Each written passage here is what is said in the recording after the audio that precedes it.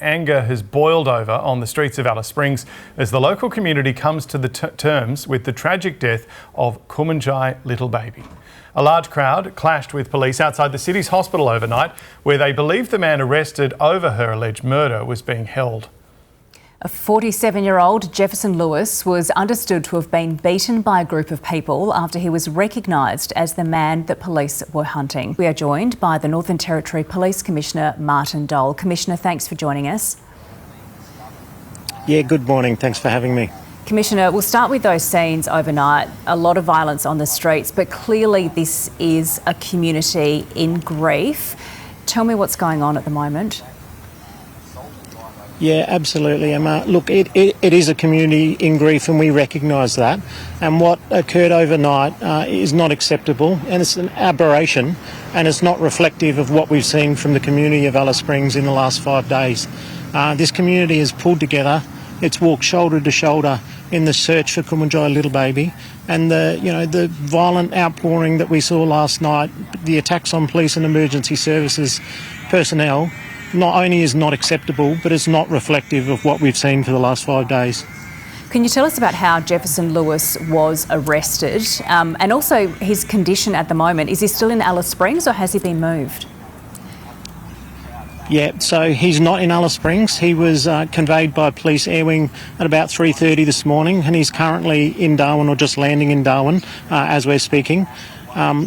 He's been given a fit for custody from the health, so he's in police custody. He's been given a fit for custody.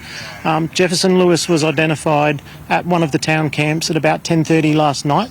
My understanding is that he identified himself to community members there after intense pressure and media pressure calling for him to make himself known.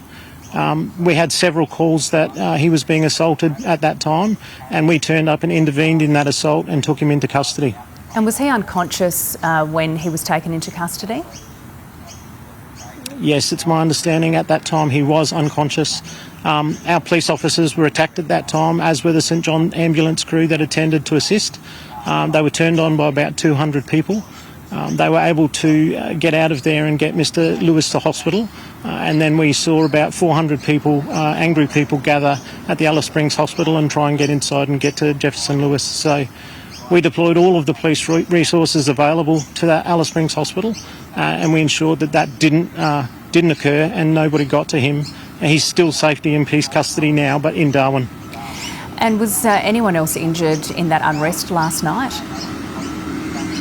Yes, Emma, unfortunately there were several people injured.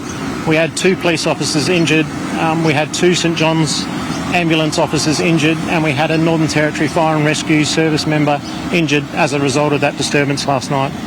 And was anyone else arrested? No arrests have been made as yet, but the violent disorder has been quelled, and there is a sense of calm at the moment across Alice Springs, and we've got significant resources this morning targeting those that targeted emergency services last night. What's your message to the community? As we said, they're clearly angry, but also really in mourning now as well. A lot of grief in that community. What's your message to them?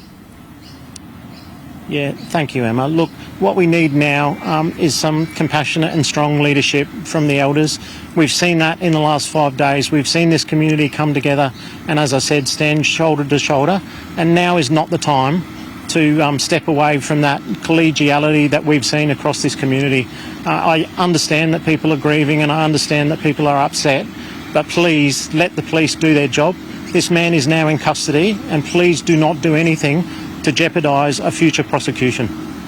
Commissioner, I want to talk to you about the discovery of the body of Kumanjayi Little Baby.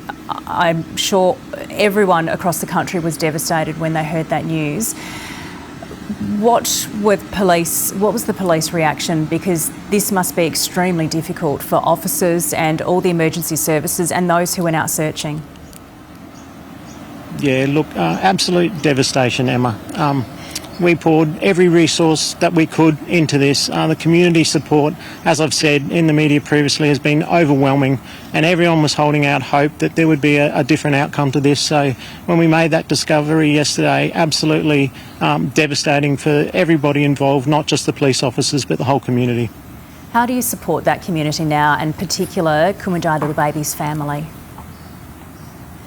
Yes, so we've got our cultural reform team wrapped around Kumanjayi Little Baby's family. We've been supporting them since Sunday, since we've been involved in this operation. So their needs are well looked after, but the wider community isn't used to these type of things. I've been a police officer for 30 years, and these jobs still rock you to the core. So, we just implore people in Alice Springs that assisted us just to reach out for that help, support one another,